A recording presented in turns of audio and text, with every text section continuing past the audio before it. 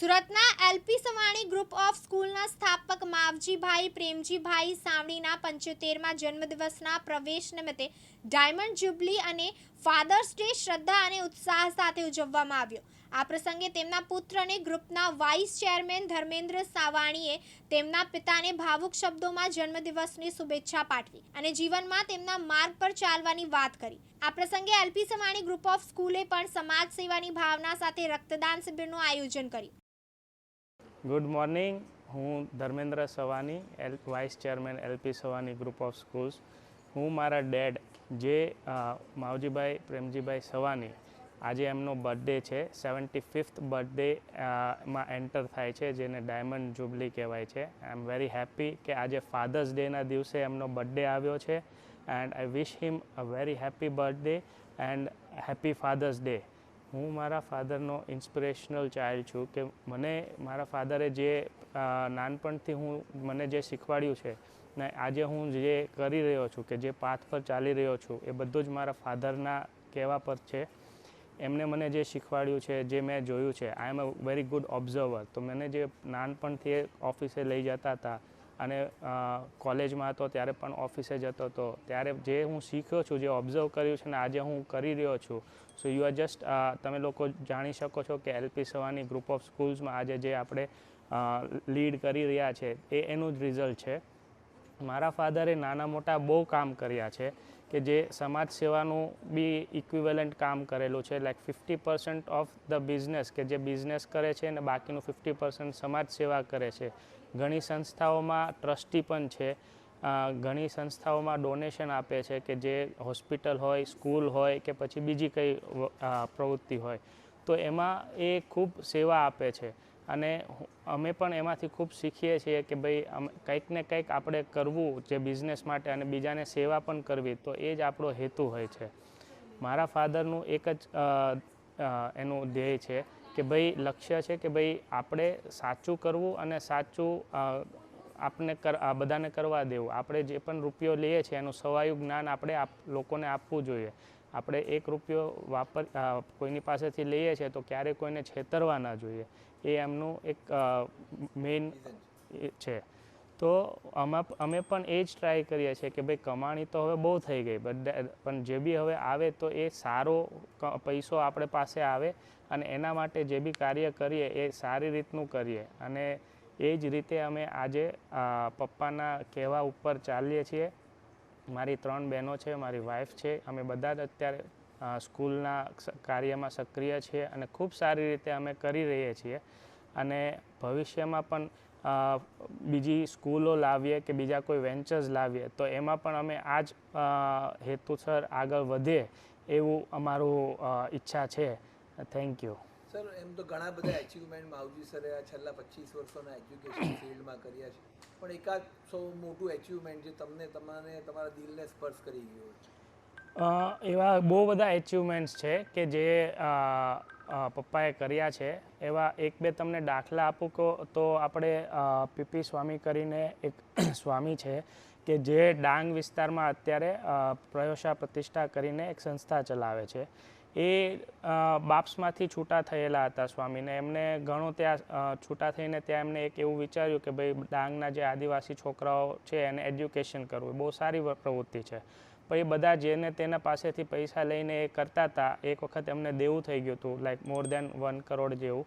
પપ્પા અને શ્રી ગોવિંદ કાકા ધોળકિયા બેઉએ મળીને એ બધું પછી દેવું ચૂકવ્યું, એ પ્લાનિંગ કર્યું અને એ આજે સંસ્થાને સેટઅપ કર્યું ને આજે ત્યાંના છોકરાઓ લગભગ 600-700 છોકરાઓ ત્યાં ભણે છે, રહે છે, એ ઘરે જાય તો પણ એની ફીસ સ્વામીએ જ આપવાની। એ બધું પ્લાનિંગ મારા ફાધરે કર્યું। એ આપણી બધી સ્કૂલમાંથી આપણે એવું કરેલું કે ભાઈ છોકરાઓ એક મુઠ્ઠી અનાજ લાવે અને ત્યાં આપીએ, તો એમ કરીને આપણે 1500-2000 કિલો અનાજ ત્યાં મોકલતા હતા દર વર્ષે અને એ છોકરાઓની બી ભાવના શીખે કે ભાઈ કંઈક દાન કરવું, તો એ રીતે આપણે ત્યાં સેટઅપ કર્યું। એ બહુ સારું વસ્તુ મેં પણ શીખી છે અને લોકોએ પણ શીખી છે। પ્લસ આપણે ડાયમંડ જિલ્લા કાર્પની જે સ્કૂલ છે, કાર્પ એન્ડ ધારુકા સ્કૂલ, અત્યારે 20,000+ છોકરાઓ ત્યાં છે એક જ કેમ્પસમાં। એ કેમ્પસમાં પણ પપ્પા ટ્રસ્ટી છે અને જ્યારે એ સ્કૂલ ચાલુ કરવી હતી ત્યારે 3 વર્ષ સુધી પપ્પાએ એ ડેવલપ કર્યું કે એ એજ્યુકેશન લાઇન છે કે બીજી કોઈ કન્સ્ટ્રક્શન લાઇન છે એ બધી જ વસ્તુ પપ્પાએ સેટઅપ કરીને આપી. નો ડાઉટ બીજા ટ્રસ્ટીઝને મદદ હોય જ અંદર, પણ પપ્પાના લાઇન દોરીથી એ બધું સેટઅપ થયું અને આજે ત્યાં 20,000 છોકરાઓ છે. 10 વર્ષ ઉપર એ સ્કૂલને થઈ ગયા, 1 રૂપિયો વધાર્યો નથી અને બધા પેરેન્ટ્સ ખુશખુશાલ છે. સર, આપે જ્યારે આ 75મા વર્ષમાં આપ જ્યારે પ્રવેશ્યા છો, આપને કેવી લાગણીઓ આપ અનુભવી રહ્યા છો? નમસ્કાર. 75 વર્ષનો મારો આ વર્ષ બેઠો. મેં જે સુરતમાં આવ્યો 1966થી, ત્યારથી પહેલાં હું ડાયમંડમાં આવ્યો. ડાયમંડનું શીખ્યા પછી હું 88થી 88 સુધી હું ડાયમંડમાં રહ્યો. પછી હું લેન્ડમાં આવ્યો. લેન્ડમાંથી 2002માં હું સ્કૂલમાં આવ્યો. તો સ્કૂલમાં મને બધાથી સારું લાગ્યું, કારણ કે બાળકો સાથે કામ કરવાની મને એટલી બધી મજા આવી. અને અહીંયા કોઈ પણ ધંધો કે કોઈ પણ ટીચર આવે કે વાત કરીએ તો સન્માનથી વાત થાય બધી. એટલે ઓછા વધુ મળે એનો સવાલ નથી, પણ કામ કરવાની બહુ મજા આવે. અને છોકરાઓ જે છોકરાઓ આપણી સાથે જે વાત કરે, સવારમાં ગુડ મોર્નિંગ કે બપોરે ગુડ આફ્ટરનૂન કે, એટલે આપણને એમાં બહુ મજા આવે. અને છોકરાઓ સોમાનથી આપણને બોલાવે. ત્યારે બીજા ધંધામાં કે ગમે ને આપણે જઈએ તો આપણું સોમાન બરાબર જળવાય નહીં. એટલે આ સ્કૂલમાં એમ કમાણીનું નહીં જોવાનું, બાકી સોમાન અને સારું જીવન જીવવું હોય તો આપણે જો ઘર ખર્ચમાં કે રહેણી કહેણીમાં કોઈ ખામી આવતી નથી. બધું જ સારું ભગવાન કરે છે, એટલે સ્કૂલ જ માં સારામાં સારું ગણાય. માવજી સર, 75 વર્ષોમાં આપે કરેલા કામોની યાદી તો ખૂબ લાંબી છે, પરંતુ કોઈ એકાદ સારું કામ જે તમારા દિલને સ્પર્શી ગયું હોય તે વિશે પણ અમને કહો. મેં કામમાં તો આજથી 10-12 વર્ષ પહેલાં પીપી સ્વામીને બહુ મુશ્કેલી હતી, ત્યારે સાપુતારાનું કામ મેં સંભાળ્યું. એમાં મને આનંદ આવ્યો ને એટલો બીજે ક્યાંય આવ્યો નથી, કારણ કે ત્યારે હું પીપી સ્વામીનો હાવ કથળી ગયું હતું ને સ્વામીને મુશ્કેલીમાં હતા. ત્યારે મેં એને અને ગોવિંદભાઈ રામકૃષ્ણવાળાએ અમે બે મદદ કરી. અને પછી એ વખતે મેં જે સુકાન સંભાળ્યું તો 10 વર્ષ સુધી સંભાળ્યું. એ જે મને મજા આવી, મારા સંકુલ કરતાં મને વધારે મજા આવી આ 75 વર્ષની ઉંમરમાં. સર, આપને આજે જ્યારે આપણે ત્યાં લગભગ 25,000 જેટલા બાળકો ભણી રહ્યા છે, તો આગળનું તમારું વિઝન શું છે? આગળનું તો હવે ધર્મેશને સુકાન સોંપ્યું છે, ધર્મેશને પૂર્વીને ને છોકરીઓને.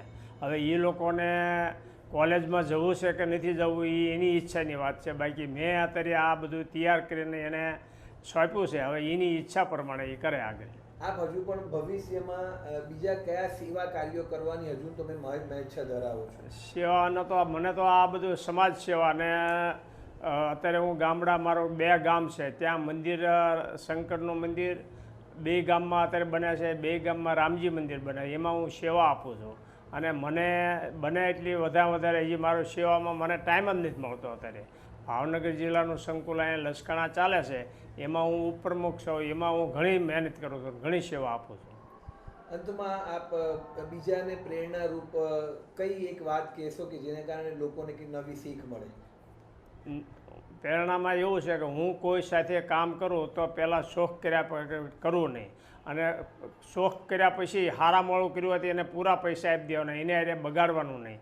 અને એને મજૂરને કે કોઈ પણ હારે હું કામ પાડું તો એને પૈસા સાંજે આપી દઉં. એટલે કારણ કે એને મુશ્કેલી હોય, આપણે એને એમ કહીએ કે ભાઈ પૈસા લઈ દઈએ, પૈસા લઈ દેવામાંથી એને ઘણી મુશ્કેલી હોય. એટલે બિચારા આપણે ત્યાં નોકરી આવતા હોય કે ધંધે આવતા હોય કે મજૂરીમાં આવતા હોય. એટલે આ મને પહેલેથી મારો આ જ વિચારો કે કોઈ પણને કામ આપો તો શોખ કર્યા વગર નહીં આપવાનો, શોખ કર્યા પછી 1 પૈસો કાપવાનો નહીં. મયુર ટેલર, દિવ્યાંગ ન્યૂઝ, સુરત.